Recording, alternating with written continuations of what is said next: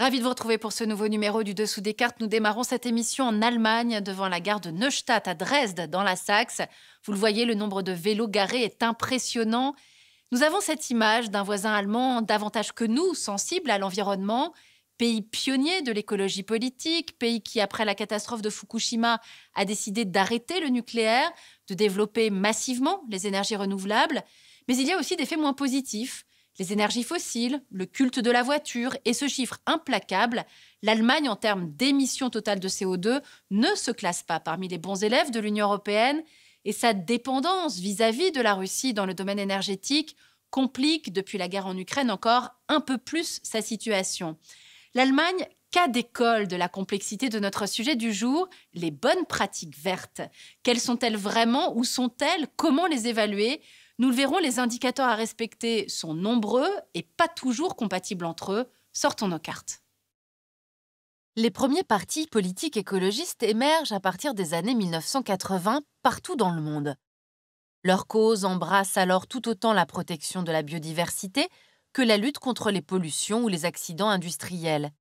Mais aujourd'hui, c'est sur la question du climat et de son réchauffement dû aux émissions de gaz à effet de serre que se focalisent les concertations internationales et les indices de performance écologique. Vous le voyez, les plus gros émetteurs de dioxyde de carbone sont la Chine, les États-Unis, l'Inde, la Russie, le Japon, l'Iran et l'Allemagne. Les moins émetteurs étant les pays les plus pauvres, comme la Somalie ou le Tchad. Ce classement coïncide d'ailleurs presque exactement avec le classement des pays par produit intérieur brut. Autrement dit, plus les pays sont riches, plus ils sont émetteurs de CO2, alors que les pays les plus pauvres n'ont qu'un impact très limité sur la quantité globale de gaz à effet de serre émis. Mais ce classement par bilan carbone ne donne pourtant qu'un aperçu partiel de la responsabilité des pays dans les émissions de gaz à effet de serre, parce qu'il ne prend pas en compte la délocalisation de certaines productions industrielles. Ainsi, tandis que le bilan carbone de la France a sensiblement diminué depuis une trentaine d'années, son empreinte carbone réelle a, elle, augmenté d'environ 20%, ce qui s'explique par la désindustrialisation du pays et l'augmentation des importations d'objets manufacturés. Selon l'indice de performance climatique, un indice qui met en avant les efforts pour une transition énergétique, c'est la Suède qui est la mieux classée dans le monde, suivie par le Danemark, le Royaume-Uni et le Maroc, grâce à une augmentation considérable de la part des énergies renouvelables. L'Allemagne et la France y sont respectivement classées 19e et 23e, les États-Unis 61e, dernier de ce classement. Mais celui-ci est à son tour très différent de celui de la performance environnementale, un autre indice écologique qui prend en compte, lui, la vitalité des écosystèmes d'un pays, la qualité de son air et de son eau, c'est-à-dire un environnement local sain. Dans ce classement, le Danemark, le Luxembourg et la Suisse sont les mieux notés, la France remonte à la 5e place, l'Allemagne à la 10e et les États-Unis à la 24e sur 180 pays considérés. Mais là encore, il faut nuancer ce classement. Par exemple, le lithium des batteries des véhicules électriques, très bénéfique pour l'environnement des pays qui les utilisent, provient de mines très polluantes, situées essentiellement en Australie, au Chili ou en Chine. Enfin, considérons ce que l'on appelle l'empreinte écologique. Cet indice mesure la surface terrestre nécessaire à la subsistance d'un individu selon son mode de vie. Les surfaces agricoles utilisées pour son alimentation, les surfaces aquatiques correspondant à sa consommation de poissons, mais aussi les surfaces nécessaires pour compenser ses rejets et émissions de CO2. Cette surface moyenne permet de comparer l'empreinte écologique d'un Qatari ou d'un Luxembourgeois, les plus élevés au monde, avec celle d'un Américain, d'un Allemand, d'un Français ou d'un Chinois, ou encore d'un Érythréen ou d'un Haïtien, qui sont parmi les plus faibles. En multipliant cette surface par le nombre d'habitants d'un territoire, on obtient l'empreinte écologique globale des pays, avec en tête la Chine et son 1,5 milliard d'habitants, suivi par les États-Unis, l'Inde, la Russie, le Japon, le Brésil, l'Indonésie, l'Allemagne, la Corée du Sud, le Mexique, le Canada et la France. On peut aussi rapporter ce calcul à l'échelle de la planète, c'est-à-dire multiplier cette surface moyenne utilisée par chaque être humain pour sa subsistance par la population mondiale, 7,9 milliards d'individus, et même comparer cette surface virtuelle à la biocapacité réelle de la Terre. Vous le voyez, les prélèvements et les rejets humains sont actuellement supérieurs à ce que la biosphère est en capacité de renouveler et d'absorber. C'est ce même calcul qui permet de déterminer ce que l'on appelle le jour du dépassement, c'est-à-dire le jour de l'année à partir duquel l'humanité commence virtuellement à puiser dans les réserves de la planète. Ce jour ne cesse d'avancer d'année en année. En 2022, c'était le 28 juillet. On l'aura compris, mesurer la performance écologique d'un pays est compliqué, puisqu'une action peut être bénéfique sur un plan, comme la réduction des émissions de gaz à effet de serre, tout en étant négative sur un autre, comme l'altération des espaces sauvages. Malgré tout, on vous propose maintenant un tour d'horizon d'actions concrètes qui sont entreprises partout dans le monde, des initiatives locales qui visent la durabilité, chacune à leur manière.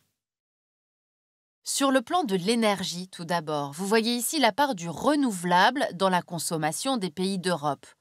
En Allemagne, qui cherche à bannir le nucléaire de son mix énergétique depuis la catastrophe de Fukushima en 2011, les énergies renouvelables représentent plus de 40% de la production électrique, contre à peine 20% en France, où le nucléaire est largement prépondérant. En revanche, près de 45% de l'électricité allemande est produite par des énergies fossiles comme le charbon ou le gaz, ce qui, outre le problème écologique, complique actuellement le mix énergétique du pays du fait de la dépendance aux importations de gaz russe. Cette dépendance au charbon explique que l'utilisation d'un véhicule électrique en Allemagne produit finalement le même dégagement de CO2 que l'utilisation d'un véhicule à essence.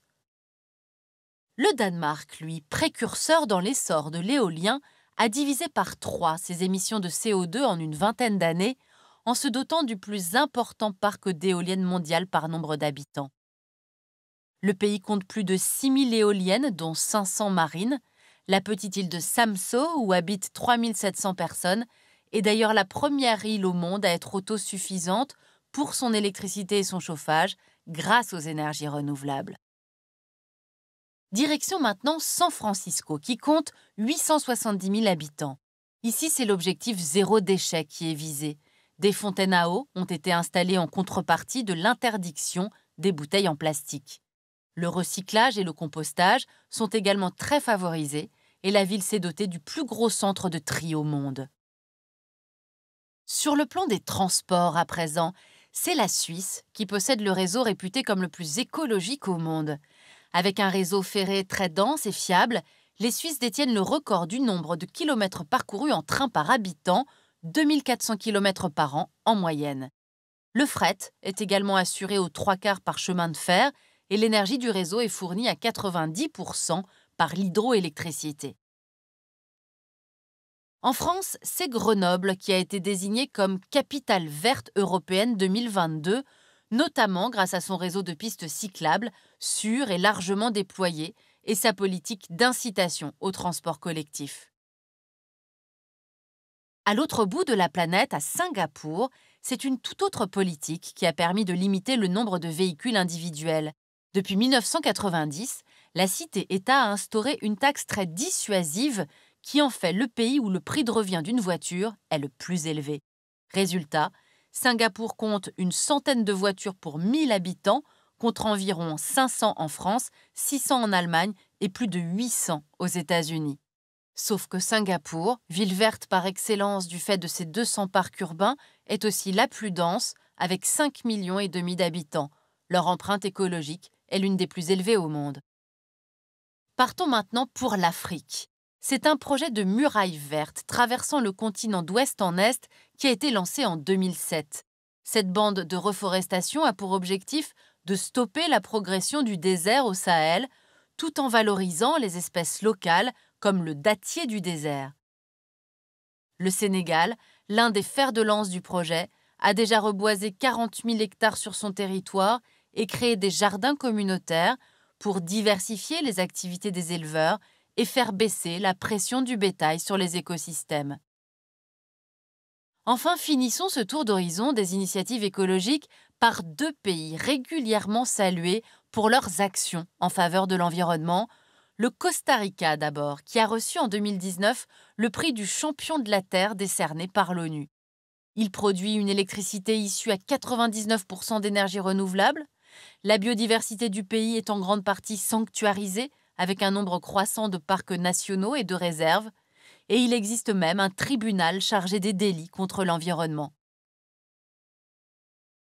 Et puis le Bhoutan, premier pays au monde à avoir un bilan carbone négatif.